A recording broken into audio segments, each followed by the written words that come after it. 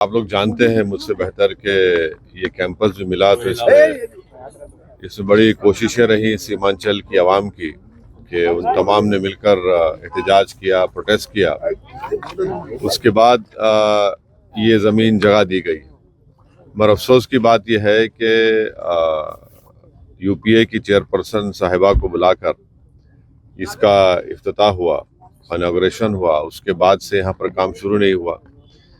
UPA की सरकार थी तो उसमें काम शुरू होना चाहिए था। फिर उसके बाद मोदी की सरकार बनी और फिर यहाँ पर एनजीटी का स्टे दे दिया गया। अब इसी बेसन पर आगे जाकर आप देख रहे हैं कि एसपी और पुलिस के क्वार्टर्स बन रहे हैं। आगे एग्रीकल्चर का एक यूनिवर्सिटी का काम हो रहा है।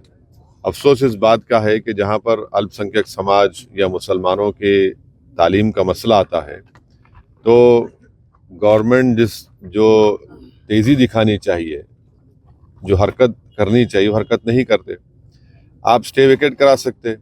वे बिहार सरकार में नीतीश कुमार की सरकार रही, फिर उसके बाद नीतीश लालू की सरकार रही, फिर नीतीश सुशील मोदी, फिर अब दोबारा नीतीश और बीजेपी की सरकार है। तो क्या यहाँ की स्टेट गवर्नमेंट अपना असर रसूख इस्तेमाल करके खुद इम्प्लीड होकर स्टे को वेकेट करा सकती थी? और ये ना सिर्फ बिहार का बल्कि भारत का सबसे पसमानदा इलाका है, बैकवर्ड एरिया है। और यहाँ पर अगर एएमयू के कैंपस का काम नहीं शुरू होगा तो बहुत गलत बात है। तो मैं ये डिमांड करता हूँ कि हमारे मोदी सरकार और देश के प्रधानमंत्री और नीतीश कुमार यहाँ के मुख्यमंत्री हैं, वो फौरन इसका नोट लें और यहाँ पे जल्द से जल्द एएमयू के कैंपस का काम शुरू करवाएं। इससे न सिर्फ सीमांचल बल्कि बिहार के नौजवानों का फायदा होगा, वो अपनी तालीम को मुकम्मल कर सकेंगे। एक बैकवर्ड एरिया के लिए बहुत ज़रूरी है इस तरह के कैंपस की।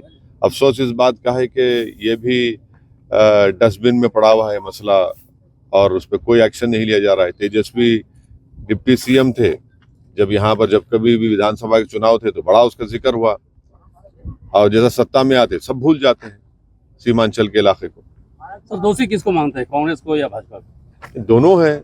वो जब केंद्र में उनकी सरकार थी तो उनको चाहिए था कि काम शुरू करवा देते बजट देकर। भाई अगर आप केरल में काम शुरू करवा दिए तो यहाँ पर क्यों नहीं शुरू करवा सके आप? फिर उसके बाद बीजेपी की सरकार बनी, वो भी दोषी है। अब बीजेपी का तो एजेंडा क्लियर है कि मुसलमानों को, भारत की सबसे बड़ी माइनॉरिटी को, उनको मार्जिनलाइज कर दिया जाए। अब एक डेलिबरेट सिस्टमिक मार्जिनलाइजेशन चल रहा है, उसी का हिस्सा है। मगर जो लोग उनके साथ हैं, जो सेकुलरिज्म की बातें करते हैं, जो वोट तो ले लेते हैं सीमांचल की जनता का, उसके बाद भूल जाते हैं। तो इसमें तीनों दोषी हैं, चाहे तेजस्वी हो, हमारे प्रधानमंत्री नरेंद्र मोदी हो, या फिर अभी मौजूदा चीफ मिनिस्टर जनाब नीतीश कुमार। जिंदाबाद